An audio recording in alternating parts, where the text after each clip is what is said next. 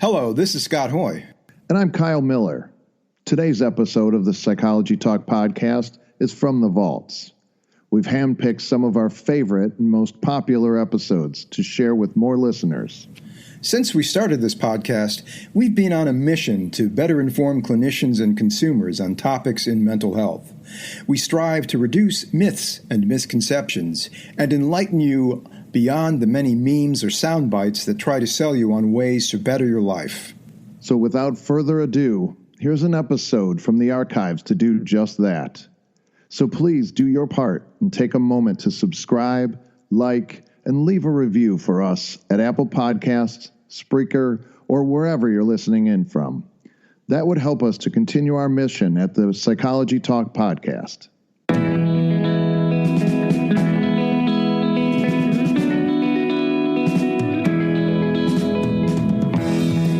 The focus of transpersonal psychology is the study of mystical, transformative, transcendent, mind-expanding experiences and their healing potential. It doesn't aspire to address, and I'm sure many of us transpersonal psychotherapists do address the full spectrum of consciousness, but to me, integral is like the platform that gives room for all the other schools. Whether I want to do work with somebody behaviorally or doing some very basic skills, learning assertiveness, or actually accompany them on a mystical journey to find a missing soul part, or do a past life regression. So transpersonal, I think, aspires to work with the whole self, but I think for me, integral, because of the Eastern mystical view, goes just that extra step. Hello, this is Dr. Scott Hoye. On today's episode, I speak with Margot Esther Borden. Margot is a counseling psychologist living in Mumbai, India. Margot is a transpersonal and integral psychotherapist who incorporates spirituality, breathwork, and hypnosis into her practice. Margot works primarily with individuals online. We discuss her book, Psychology in Light of the East. This book was developed out of her own spiritual journey, as well as her development as a psychotherapist. She also gives a preview of an upcoming talk on transhumanism at the EUROTAS conference in Paris this September. Since we both have connections in India, we also touch base on our own experiences of living and traveling in the subcontinent. And now, here's the interview.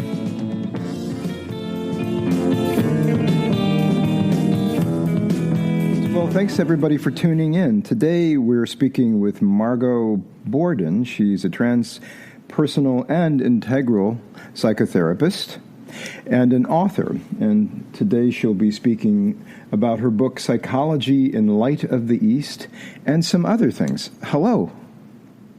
Hi there, Scott. How are you? I'm okay. Thanks for coming aboard.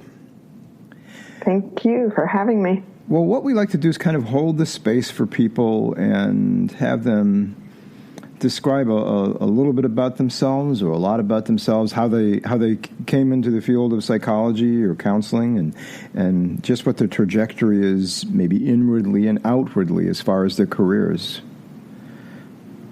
Wow, that's a big question. I guess we could say I always knew. I think the reason why I went into this field is because I was a very sensitive kid, and today I would call that more empathy than sensitivity, mm-hmm. and that drove me to ask myself a lot of deep questions, and about myself, my experiences, my perceptions, and also others. What's driving them? How do they function? What do they really want? Why are people unhappy? Why do people suffer? What are we doing here? What's the real meaning of life? And I think I was a pretty serious and reflective kid, and when I wasn't being philosophical, I think I found myself more in nature. And but that led to knowing very early on that I wanted to be a helping professional. Wow. Okay. And it seems like if you started out really being sensitive, and that brought you more so into the world of being a psychotherapist. I mean, empathy is like, it's kind of like the ground floor for what we do as psychotherapists. Yeah.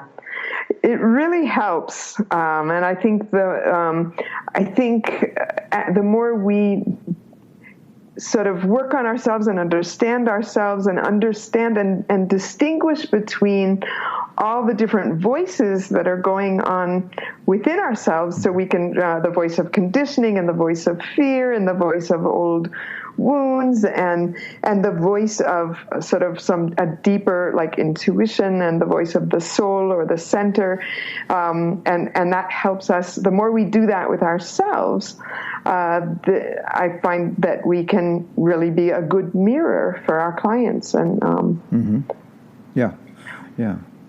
Well, tell us a little bit about your book. So Psychology in the Light of the East came about in a period when I was just having lots and lots of insights, and they were coming so fast and furious. Insights about Western psychology, people who'd come to me, telling their experiences in psychoanalysis and behaviorism, and then my own work using more experiential, more mind-expanding approaches that are working beyond the surface of our consciousness. And so I could see the contrast, and then plus my quest into Eastern meditation, which dates back 30 years, gave me lots of insights, and I recorded all of the insights because they were just coming too fast and too furious. And then I transcribed them and found like a voice in my head said, you have to turn this into a book. Oh, wow. So was there a precipitating event? Was there a meditative experience or a talk with someone that precipitated the insights that were coming to you? Yeah, I was having a lot of very interesting talks with someone who was very knowledgeable about the teachings of Sri Aurobindo and his integral yoga psychology, but also knowledgeable about many world mystical traditions and psychological traditions and healing techniques. So it was like these dialogues that really set off the flow for me. So you'd say that, having read your book, I know that Aurobindo has a lot to do with the book, and Ken Wilber as well. But do you think that Aurobindo is like your main, your Satguru or your main inspiration at this point in time for how you work and think about things?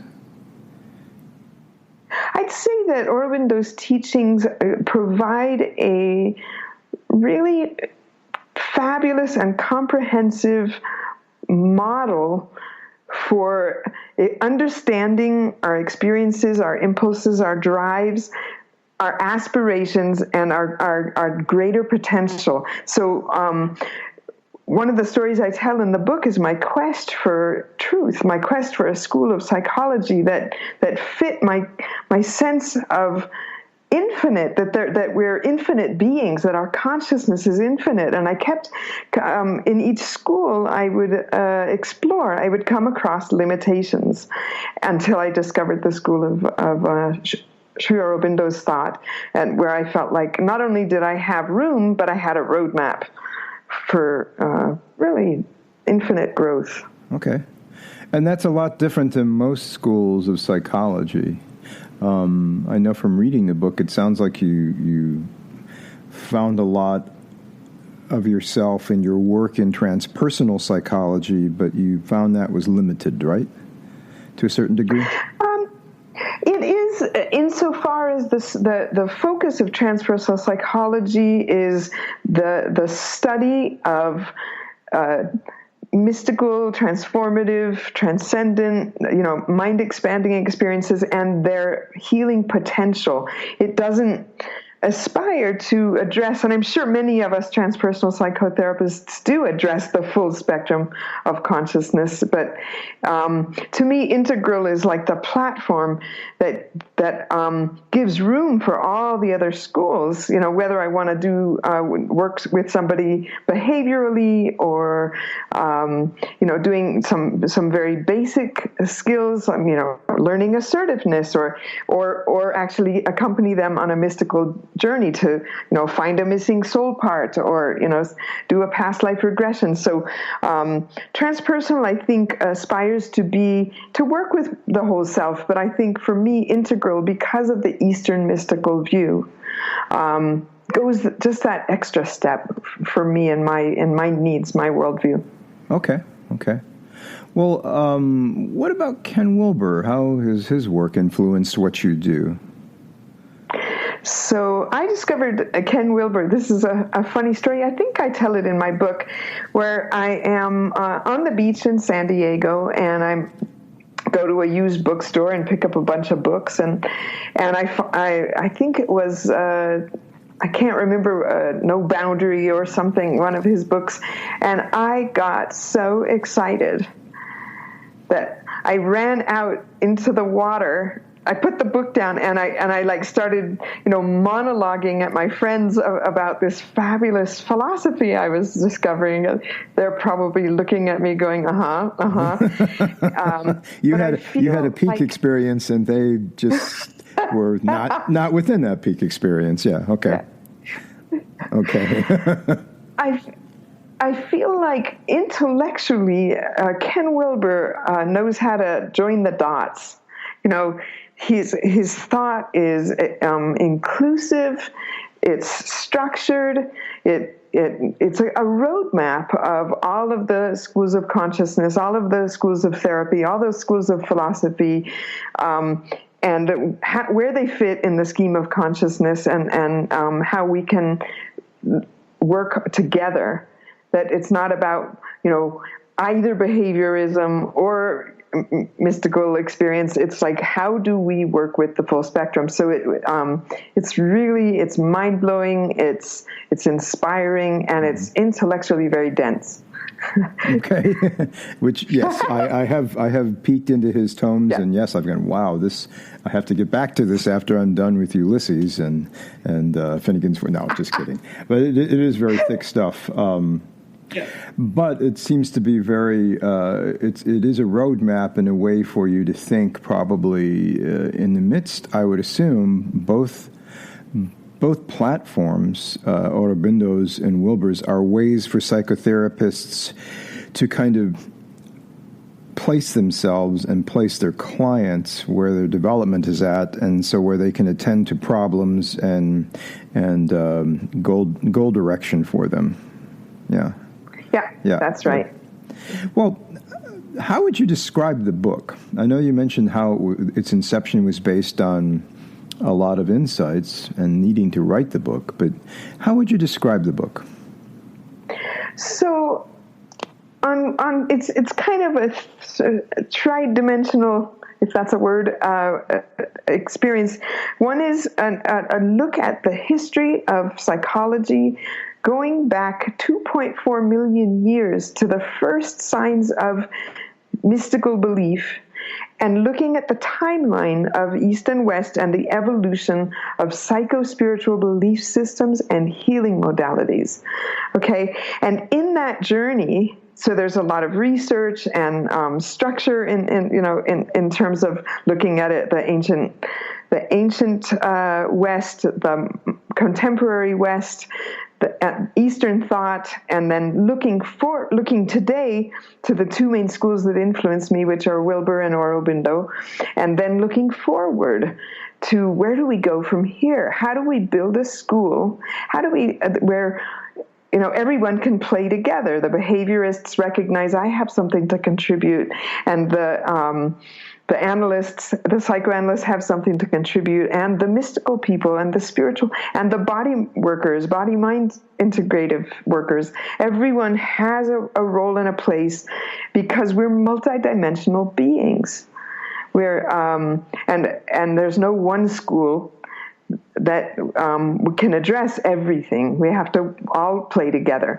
And so there's an interspersed in this huge journey of ancient to contemporary to future vision for psychology is the story of my quest for truth, and also I have a lot of client vignettes. So I tried to make it, break it down into bite-sized pieces so that it was accessible to anyone who's interested in yoga, psychology, personal growth, spirituality, East-West thought, this kind of thing. And psychotherapy, yeah. Yeah, of course. Yeah, of course. Well, I'm blown away by the detailed history, and the attempt to string it all back together to like Altamira caves, cave paintings, and Stone Age or Neolithic or Paleolithic kind of thoughts of where we came from and suppositions about what was going on. I mean, it's the chart at the beginning of it is just amazing, and the course that's charted through the theoretical aspect of it in the history of psychology.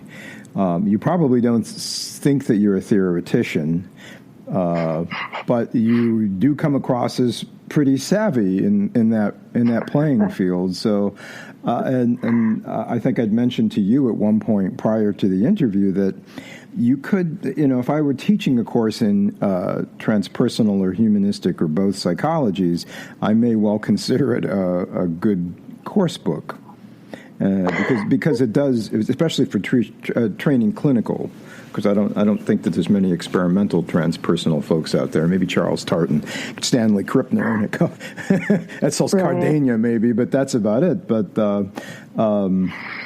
I think that it's the theoretical model that you provide and the attempt to integrate all of this is really very successful, and I think that hats off to you. I think it could be used in a lot of classrooms and just fuel for working clinicians to use for their own practice.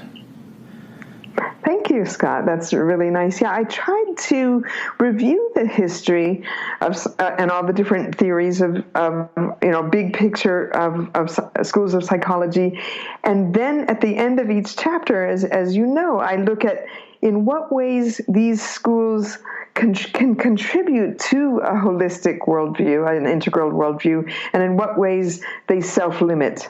And so so ultimately, it's really not about which school is the right school, but how to stand in an integral consciousness and use the tools and perspectives of each school toward a greater means. Yeah. Well, would you say is it kind of like taking a phenomenological approach to different theories so that you can integrate them?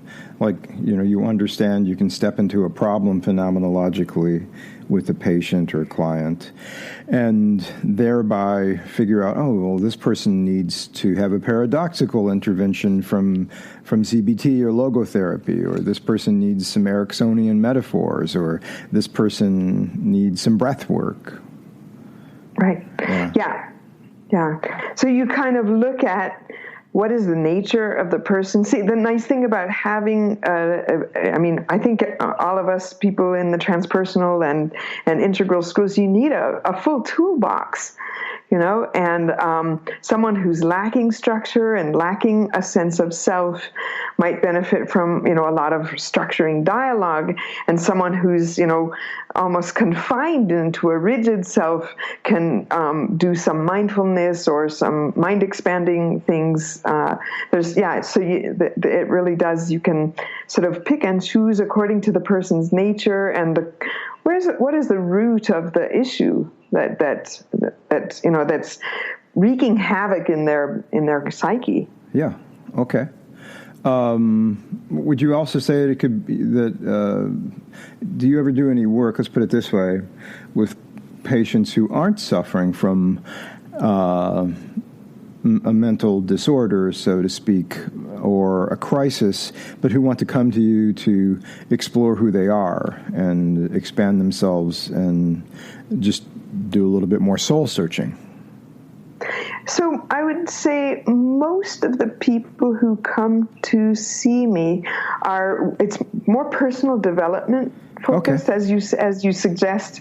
And there might be, they're carrying issues, but I think because of the way I work, the tools I offer, a lot of people are looking for spiritual self-exploration, and just maybe even some basic things, but they're looking for personal development. I don't generally work with, like schizophrenics or addicts or anything like that. Yeah. It's just out of my field. Okay. Yeah.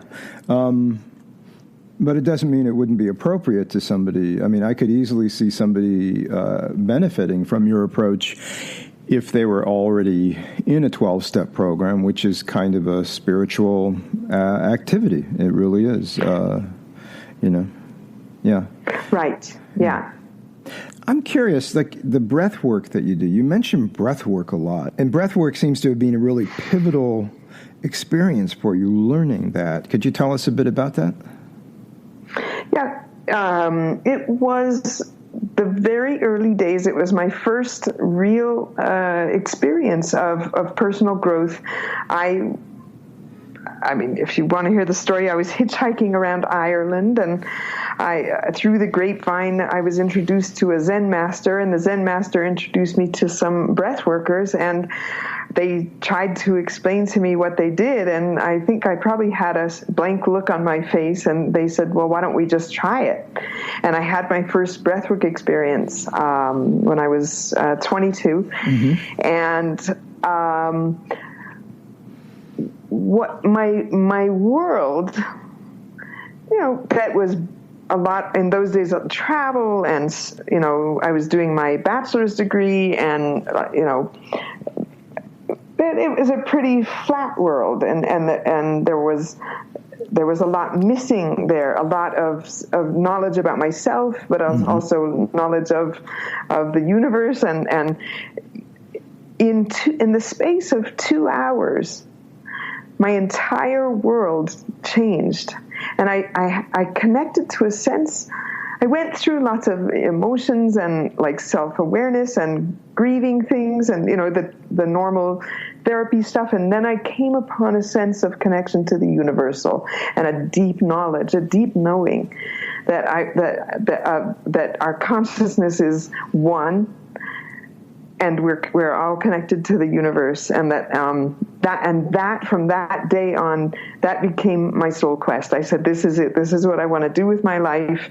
It's about this inner quest, this sense of the universal, this sense of oneness, this knowing that love is the driving force of the universe, and that we can tune into it, we can resist it, we can deny it, we can do lots of things, and we can align to it. What kind of breath work was it that you first experienced? It was rebirthing. Rebirthing. Okay. In those days, yeah. Okay. Yeah. And is that a particular breath work that you do as well?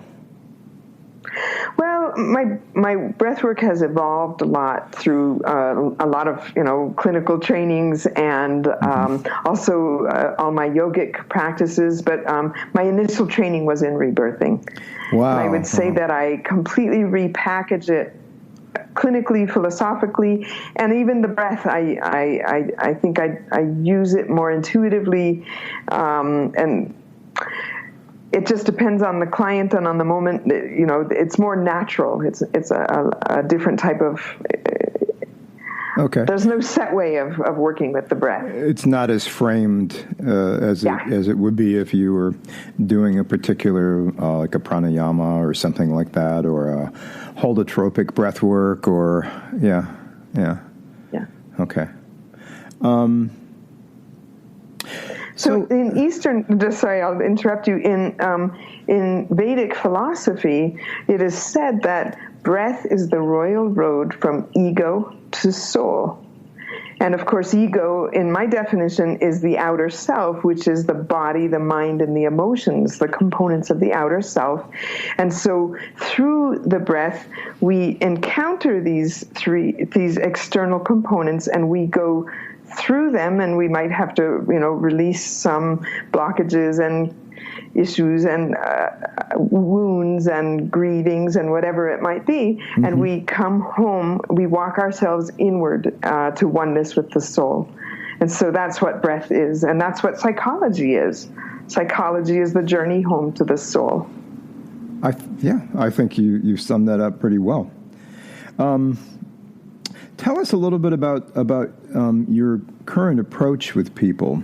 I know it's painted in the book, but what would a session look like for you if you were seeing someone? Just, I don't know, how would you think about it? Okay, so first of all, 6 years ago, I decided to move my practice online, and I'm living as a digital nomad. Okay. And I have successfully, because I travel a lot, I've met, I think, all of my clients except for one in person. So when I come to anybody's neck of the woods, I make sure to meet them in person. And, whether it's Buffalo, New York, or, Shanghai, I've met, and so, but most of my sessions occur online. And what I do is, first of all, you listen to the client, to what their issues are, what they're seeking. You sense their nature, and you can. I use my intuition to sort of feel what might really be going on. What are the impressions? Just like any other therapist would do. What are the impressions I'm getting? And then I would say seamlessly, using many different techniques that I've trained in. Sometimes I specifically call out a technique from my toolbox, and other times it's just you sort of find the best way. How can I help this person bring their attention inward to themselves, start putting words on what they're perceiving, and start journeying. And sometimes it's mindfulness, sometimes it's person-centered dialogue, sometimes behavioral, and other times I'll do a past life regression or future life progression. Mm-hmm. So I've had to, because of the working online, I don't do a lot of breath work anymore. Unless I'm in person with somebody, I didn't feel that was okay. Yeah, I feel that too ideal. Yeah, I feel that way about doing hypnosis. If it's really because there's too much of an opportunity for some kind of an abreaction to happen for me. So I can see it's probably very similar in that sense. You can't see their body. You can't see what they're doing and correct things probably and adjust and help in that direction. Yeah, I think to do intense things like breath work, I think in person, but I do hypnosis online once I've worked a certain amount of time with a person and sense, that they're stable and that it's okay to go deep. And I've been doing that quite successfully for a while. So yeah. Okay. Maybe give it a try sometime and see how you go. Well, I guess it would depend on the client. Yeah. I think, it would depend on what we were working on. If we were working on trauma, I don't think I'd want to do that. No. Yeah. No, that's right. Yeah, but if it was something more exploratory, absolutely. But so that's how you're working with people. What are you working on next? Like, is there anything in the works? Another book? Expanding your practice? More lecturing? So a lot is. Right now, I'm pretty busy with my practice. I'm doing also some executive coaching, which is essentially I'm doing it from the same, just holding a healing space and letting emerge and helping people. Executives are the same as anybody else. When you find your authentic self inside and bring that self into your workplace, and maybe learning some new skills like assertiveness or, communication, emotional intelligence, but it's pretty pretty amazing and rewarding to do that. And I'm also next month going to start working on the second edition of my first book, which is it's called Spirituality and Business: Exploring Possibilities for a New Management Paradigm. Ah, okay. And so we're doing our second edition. Awesome. And then I am working on a new book. I don't feel ready to talk about it right now, but sometime in the next year, I think I'll have a new book out. And I'm heading to Paris next month to the EUROTAS conference. Are you going? I am not going to EUROTAS because I was just at APA. I was a Division 30 conference chair, which meant a lot of work. And I presented a couple of times and made sure everybody was happy at the social hour and stuff like that. So that was enough of my conferencing this year. And I'm teaching creativity and hypnosis in Oregon in October, and we have some family stuff going on in between having a life and doing all that. So this year I will not. Well, so EUROTAS is their conference is when in Paris? It's in September 25th through 29th, and it's just outside Paris in a place that looks fabulous. There's like a swimming pool. I've got my bathing suit already packed, and it's going to be beautiful. And September in Paris can be nice. I'm missing out. I am missing out. And my publisher's coming. We're going to do a book signing for Psychology in the Light of the East, and I'm giving a talk on actually a new topic that I had proposed a topic based on my book, but then the theme of the conference is being human in a world in transition. And one of the words that came up in the proposals they asked for was transhumanism. And so I said to myself, I've actually done a lot of reading on the countercultures, the cyberculture, the whole history of countercultures in the Western world, and had already known about transhumanism. And so I thought, well, why don't I just dive into something completely new and write a talk on transhumanism? And I decided to, go ahead. Well, for those in the audience who don't know what that is, what is transhumanism compared to transpersonalism? So transhumanism is the belief that through medicine and technology, we can prolong our lives eternally. Okay. So, and so that means that life and consciousness is only locally bound, correct? Right. Yeah, that's one of my conclusions. We try as therapists, don't we, to be unbiased and to hold a space for anybody with any worldview and any experience and any insight. But I do definitely have a bias. It does appear to be really materialistic. And how did transhumanism shoot off from the countercultures, which had such a strong Eastern mystical influence? Well, how did it? I think it's part of the cyber culture. We've all come across people who are really into their computers and coding, and it kind of often becomes a world or a universe of itself, and you can get these feelings of omnipotence and this quest for how many people do we know who work in the computer field who feel like they don't need sleep? You can just drink coffee and sit there coding or building games, or it kind of you can cut off from the body, the groundedness, the embodiment, and other parts of the self, and live in your head. And so that's the dilemma, and so that's why I decided to present this talk as a mock case study with a guy who I realize in session is a transhumanist. Okay. So I'm having fun I'll making bet. it into a story. Yeah.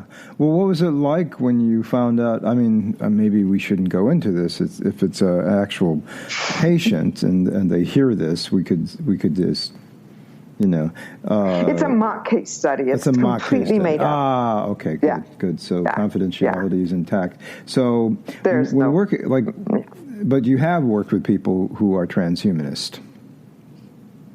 Not that I know of. Not that you know of. Okay. So, well, what would you do? So this is kind of preparatory. You're future pacing yourself regarding what might happen if you work with folks in the cyber culture. How do you think you'd handle that? I think that I think the same way as you handle, as we therapists would handle anyone who has a difference. You put aside your biases, you put aside your judgments, and you simply hold a safe and healing space for them to explore their world on their terms at their pace. And it can lead to, realization and shifting of these kinds of strange worldviews, but it's not up to me to judge. Okay, so you simply provide a safe space. Yeah, so it'd be like working if you were highly religious and Catholic as a therapist. Your job isn't to judge the person who's coming in who's a Tibetan Buddhist. Your job is to help them. Okay. So it's almost like, it seems like transhumanism is a kind of world viewpoint, right? It's an epistemology. And because it's an epistemology based in current materialistic and reductionist paradigms, or maybe 19th century reductionist paradigms that are kind of that are trying to shift. I think there is kind of a paradigm shift in the way people look at the world and consciousness now, but they're taking a rather very deeply materialistic approach to consciousness, and so.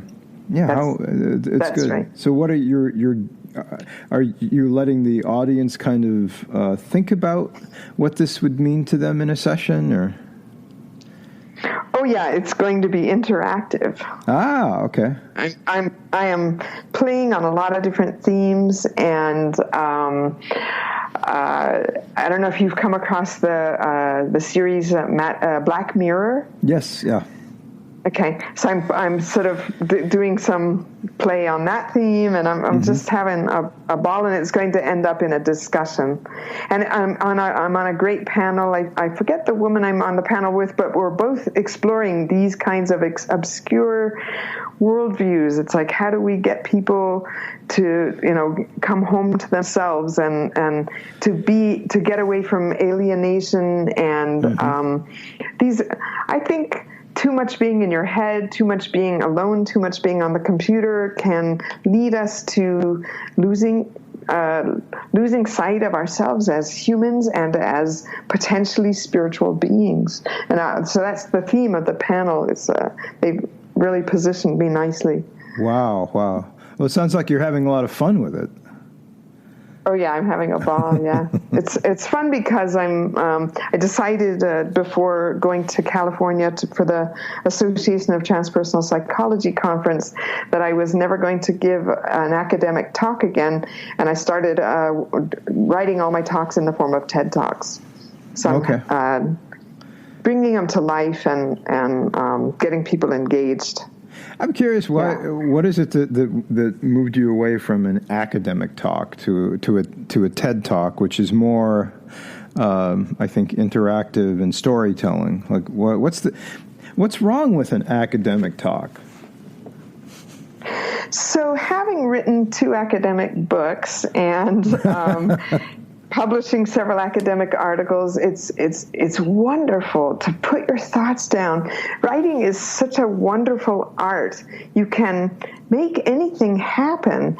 And then I thought, if I'm conveying these deep messages, like the things we're talking about, in such terms, where there's lots of, citations and, heavy academic lingo, who's going to, I'm only going to be really, who's going to pick up those books or who's going to listen to those talks, but the people who are already on board. And so I decided that I was on a quest to write and to speak to ordinary people and to try to convey the same messages, but in an entertaining and accessible way. So preaching to the choir is right out. Is that what you're saying? Trying, yeah.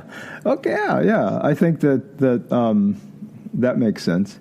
And so the talks that you're doing now are more like just personable. They're more of you. You're more grounded in yourself. Is that it?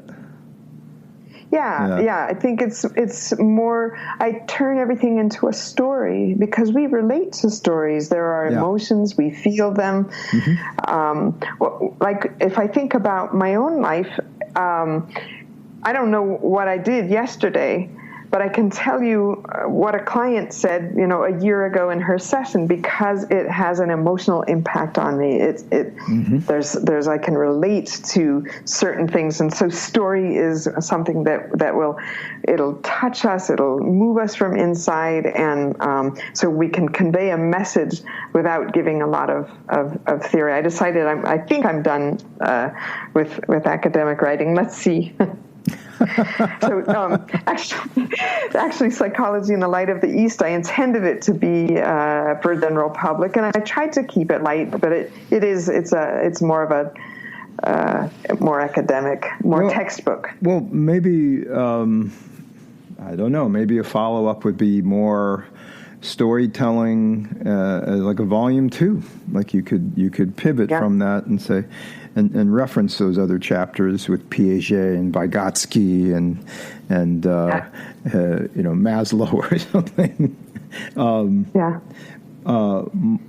Maybe something that's more light and maybe even a book of like integral and transpersonal exercises that people could do for themselves in the safety of their own homes with a book. Yes, with the book. Yeah. So those are all thoughts on my mind too. Well, I know that you're living in India and you've been there for a long time, and you were inoculated to the hustle and bustle of India many years ago, I think, by going to ashrams and traveling around there as a wandering soul. We both have. I have my in-laws are Punjabis and the Hindus, and they're from Delhi, and I go back to India quite a bit. But I'm just wondering what your take on India is and how it is to live there, in case anyone in the audience is curious about traveling or living in Bombay or, Mumbai is what they call it now, right? Or Bangalore or Delhi. So this story, actually, I tell in Psychology in the Light of the East. I was with an Indian friend who was living in the West, and like you could see when an Indian would walk by on the street, he was like intrigued, and like he had a need to connect with his own kin, and yet he did not want to live in India. So I said to him, what is it that you dislike about India? And he said, the chaos.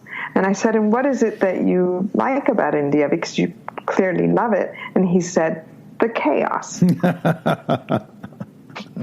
Yes.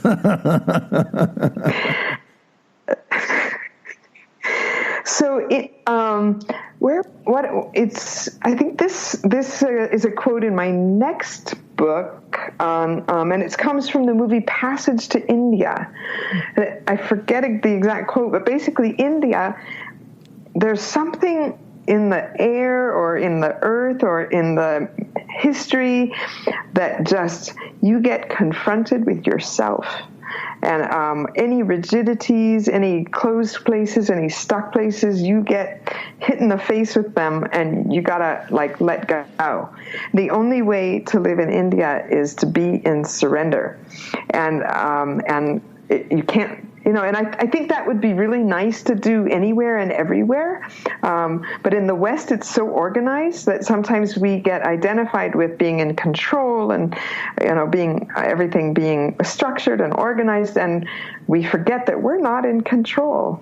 And India reminds you of that constantly, which makes me feel fully alive.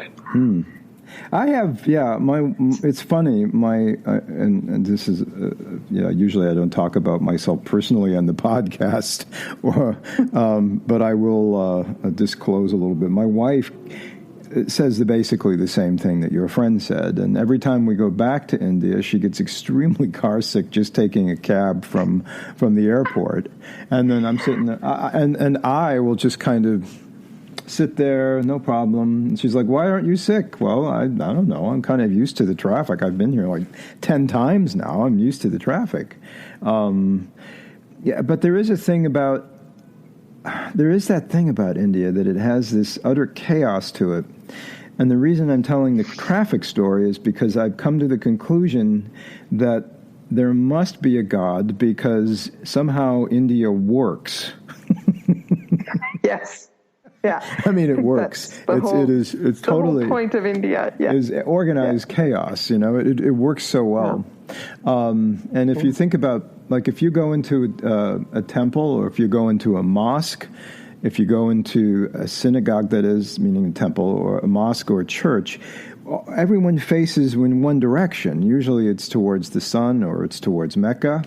They all face in the same direction, and they look at someone who tells them about what they should be thinking about this passage in a Bible or this event that happened in their life. But if you go to an Indian temple, it's usually in the round, and there's a god here and a god there. It's civilization in the round. As opposed to squares. And part of that is also, if we want to look at it in terms of the core philosophy of Hinduism, or which was originally called Sanatana Dharma, which is the philosophy of truth. Hinduism is not historiocentric. There are stories, there are figures, there are wars, but it's a way of life and a philosophy. And so there's not that one, that we have to be centered. We don't have to believe a story. We have to live our lives according to our own take on Hinduism, which is the main religion in India. Mm-hmm. Yeah. Well, I think that it's refreshing that it isn't historically grounded in anything. Yeah, and I would say that most indigenous religions have that about them. For instance, in Celtic countries, as far as we know, like in Gaelic-speaking countries, the myths, there's no myth of a beginning. There's no in the beginning someone created this or that. It just stuff happens. It's just wave and wave of people showing up in epics and types of creatures. Isn't that nice? Because it doesn't enclose us into a belief system. It opens us to an experience of life and all the different multidimensional meanings rather than a story. Yeah. Well, the nice thing about it is it gives you the opportunity to enjoy many stories. That's right. Yeah, that's right. As opposed to just one. I mean, and then if you can enjoy many stories, you can enjoy the process of thinking. And maybe your thoughts aren't you. Maybe. I don't know. Maybe you get a choice in what you think, Yeah. So. It's true. Yeah, dogma. Can't live with it. Oh.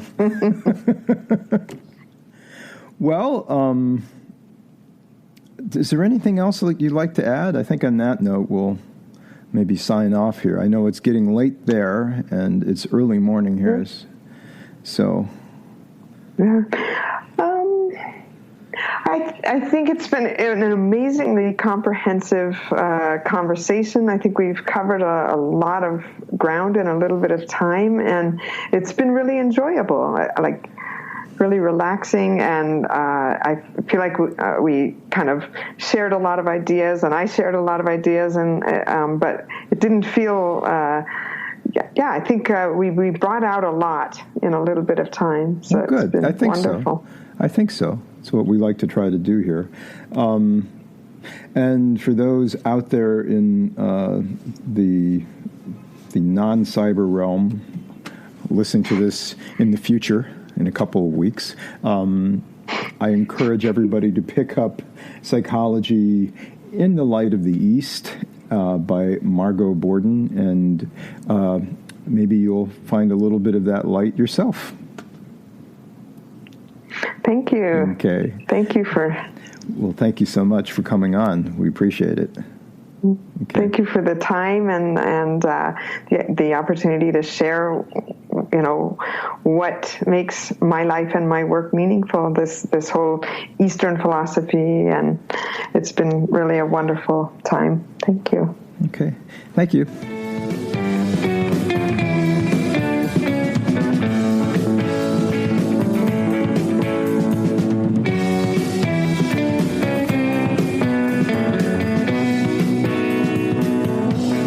Appreciate you tuning in. Please do us a favor and listen and give us a great review on your favorite podcast streaming service. It would help us out immensely.